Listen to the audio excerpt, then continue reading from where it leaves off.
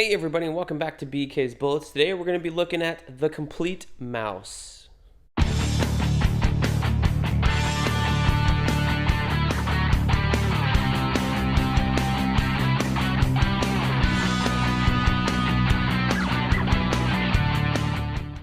Hey everybody, and welcome back to BK's Bullets. As always, I'm your host, Brent, and today we're going to be doing an overview of this wonderful book, The Complete Mouse. But before we get into the overview, let me please ask you to do one thing. Please help me and subscribe. Helps me out, helps the channel grow, lets you know when I drop new videos, all that good stuff. So, Mouse. This is The Complete Mouse. This is the book that everyone is ordering because of the banned book fiasco in, I don't know where it is, Texas. I think it's Tennessee. This is the one that's on Amazon. This is the one that's still in print, and you can go and pick it up. You might have to wait a little while. This book is pretty popular thanks to the demand of those stupid idiots in Tennessee banning this wonderful book. Now, I'm going to talk a little bit about that, but as we do this kind of overview of here's a book, here's a dust jacket, these striking images of these are the Jews in the first book. Basically, like, I'll get into it, but this is the beginning. This is representative of what happens in the first book when they're in their ghetto in Krakow, and then this is the second book when they are in the concentration camp. So here's the spine, and then here's the dust jacket. Got a map of Poland to show you where everything is, and then this is like a map of their little neighborhood, and there's that spine. So, Mouse, The Complete Mouse. Let me show you this. This surprised me. I ordered this. I've read this once before, and it was a different edition. It was the old, like, regular size trade paperback edition. So when I saw that this was a hardcover, I got excited because I figured, hey, I'll have a nice sized hardcover version of Mouse. Well, I got this today, and I opened it up only to find that this thing is smaller than your regular trade paperback. This is my trade paperback of Watchmen. It's been read multiple times. It's pretty old. And I used Watchmen because, to me, Mouse is on the level of comic greatness as Watchmen. Probably even better because this won a Pulitzer Prize, and this is only one of Time Magazine's 100 best novels. This is worthy, and this is art, and this is important. It's history. But I just want to show you it is a little bit smaller, a little bit shorter, and then when you open up the inside here, see how it's like regular comic size, but it's on this regular book page. So you're losing, I guess you would say losing, but there are other versions out there with regular sized artwork. Like my brother has the 2-volume edition. It was in like a box set, I believe, that they were selling over 10 years ago or something.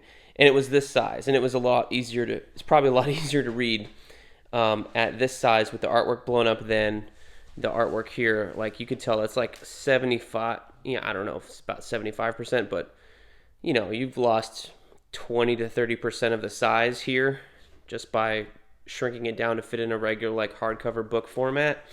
So I think that is a bit of a downgrade. I don't know if it's because maybe they wanted this to live in like libraries, like this fits next to like a Jack Reacher book, hardcover or whatever. And since it's won a Pulitzer Prize, it's more of a literary thing than a graphic novel comic book. But let's not fool ourselves. This thing's a fucking graphic novel, and a fantastic one at that. So if you've never heard of Mouse before, there's a whole bunch of controversy around it because some school board in Tennessee decided that this was too much for their young kids to handle. I don't know if it was a elementary school or middle school or high school, but whatever the reason, they're banning, since all the district school boards work over like all the schools, I think everywhere here in the United States, they're banning this book in their school. They're just like, take it out. And of course, people are like, what are you talking about? Why are you doing this?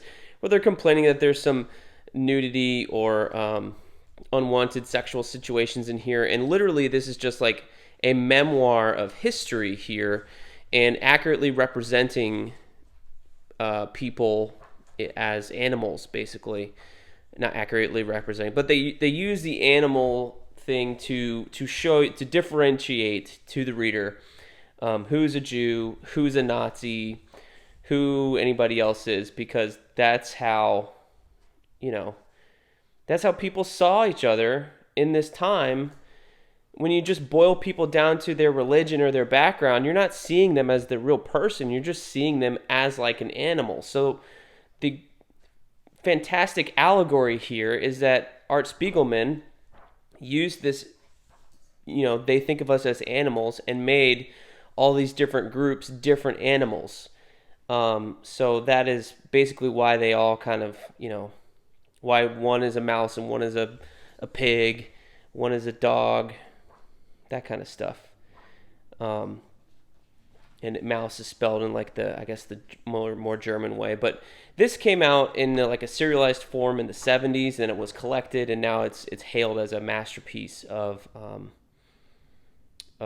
art, of novels, of comics. It's a fantastic book. If you have not read this is required reading if you're a comics fan. Not just because it's a fantastic piece of work and just kind of like shows you what comics can do outside of the superhero realm, but it's also, to me, it's required reading for anybody who is learning history. This is not a first-hand account, basically, but a second-hand account of what happened back in the 1930s in Poland when the Nazis took over. Germany invaded, the Nazis took over, and they started putting these Jews into the ghettos, and then ultimately putting them into the concentration camps, as you will find out what happens here in Auschwitz. So Art Spiegelman, his father is a survivor of Auschwitz. He's a Holocaust survivor and was in Auschwitz. So this is basically a chronicling of all the stuff that happened to him. And there's scenes in here where Art is talking to his father here, and his father like talks about, what was going on at the time of his young life, basically. I think he was a young man living in Poland. At the time, I think he was like a teenager or a young man. He wasn't, he's not 12 or anything. He's basically an adult. He's got a girlfriend. There's a lost love here. There's a whole bunch of like emotional scenes here. So basically the book is like Art retelling all the different tales his father told him as a visit, and you see Art here, show up at his father's house as a family reunion and sit down with his dad, and his dad starts telling him history and he's writing it down. So it's like this kind of window into a world of, you're almost seeing Art draw the art here as it happens, as his father's chronicling it. And then you move into like, this is what happened here,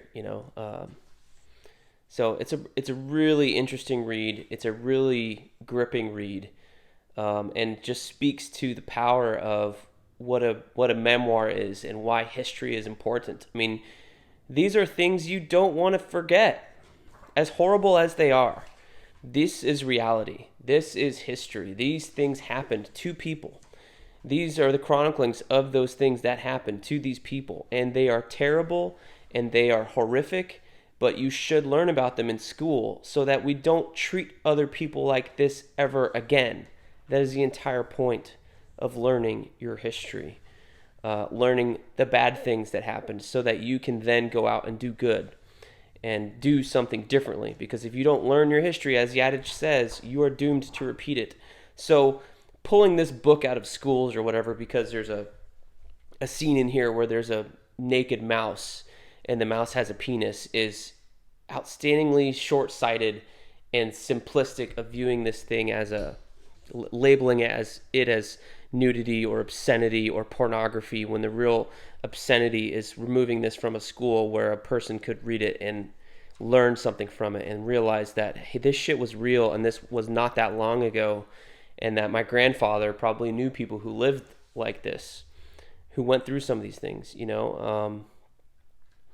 like these Auschwitz survivors are all getting really old right now. I don't think there's any alive. I don't know if there are or not. Don't take that as a true story, but I'm just saying, like, their generation, the World War II generation, my grandfather's generation, my grandfather passed away a few years ago, 8 years ago, before my daughter was born. And his generation and the one before that they're gone. If they're not dying, are on their way out. Like their tales or firsthand accounts are all disappearing. So to remove a memoir like this, which is, a father telling his son the stories of his life, and his son writing them down in this fantastic way that can reach everybody, as this wonderful, horrific allegory of people as animals, basically, it's just really, really sad. So it's terrible. But anyway, so yeah, you can get the complete Mouse. It retails for $35. I think it's required reading for everybody, especially if you're a comics fan. But just in general, you're gonna pick this up, and you're not gonna breeze through it because it is a heavy story. But when I read this for the first time, I could not put it down, just because I couldn't. Everything is real. I couldn't believe my eyes, that this is actually what happened, and I did not realize. When I first picked it up with the 2-volume set, I thought I was going to get immediately into the concentration camp story, which is basically the back half of the book here. But I didn't realize there was so much. Here's Art here, wearing a mouse mask, basically, as he's telling you, "Hey, I'm telling this story, and it's terrible." Yeah, this is one of the images that they were probably complaining about. But where was I going? Okay, so when I first read this, I did not realize that the tale of the Holocaust, of these people who were put out of their homes and put into these ghettos, I didn't realize, like, that history wasn't really covered in class. You learned about the concentration camps. You never learned about really the ghettos and what that actually entailed, and the neighbors telling on them. And that's the horrific part about the first part of this book, is to see their neighbors turn on them, just because they're, one thing or another, because of their religion, because of their nationality or their cultural background. It's a terrible way to treat people. So anyway, the older versions have one trade paperback, which is basically like that part of the story before they get to Auschwitz, and the second trade paperback is the Auschwitz tale. So that's what you see here in the table of contents when it says like book 1, book 2. So this is book 2, and here my troubles began. And I think the first one is called A Survivor's Tale, My Father Bleeds History.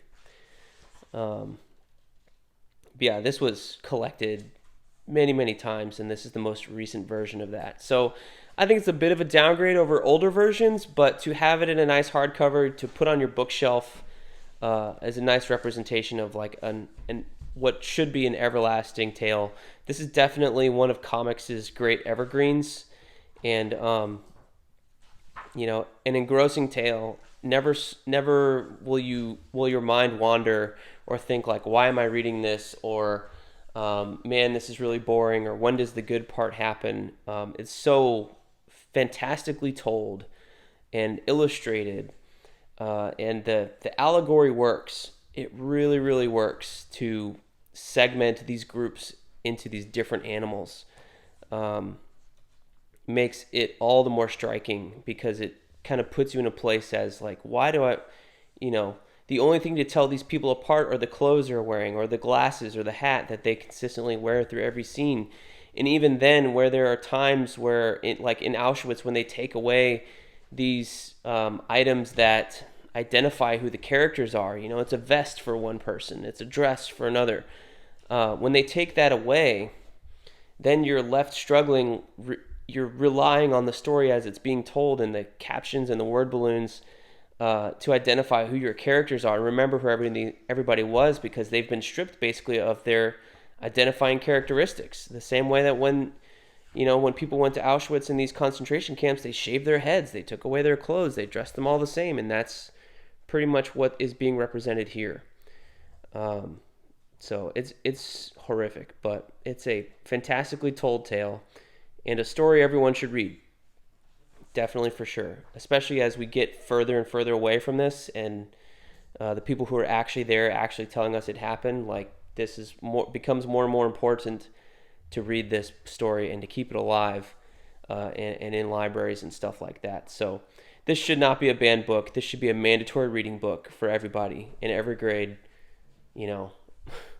At least once a year. I think by the time you get to 6th grade, you should be reading Mouse, or have it on your horizon as something to read, because I definitely think a 6th grader, once you've gotten that level, could handle it. mean, if you can watch PG-13 movies, you can read Mouse. That's for sure. I mean, it's the same thing with like people trying to show Schindler's List in class. I think I would sign a permission slip for my kid to watch that in 6th grade for sure. Just to teach them history, not to revel in the stuff that's involved in it. Because that was an important film, and this is an important book. And this kind of horrific stuff that people did to other people should not be forgotten, because we are all people. Anyway, that's my take on Mouse. That's why you should read it. And I hope it gave you a good overview of the hardcover version that is in demand now. Everybody's buying this hardcover, the complete Mouse. You can find it at a bookstore near you or online website retailer. I ordered this when I heard about the controversy, and I had to wait a couple weeks for it to come in because it's having a renaissance due to all that bullshit up in Tennessee. We'll call it as what it is. So I hope you enjoyed this video. Let me know what you think of Mouse. I think this is required reading. It's a classic. It's a mandatory reading as a comics fan, as a novel fan, as a historian, as a student. Everybody should read this book. Let me know down below what you think. And we'll see you guys next time in the Funny Pages.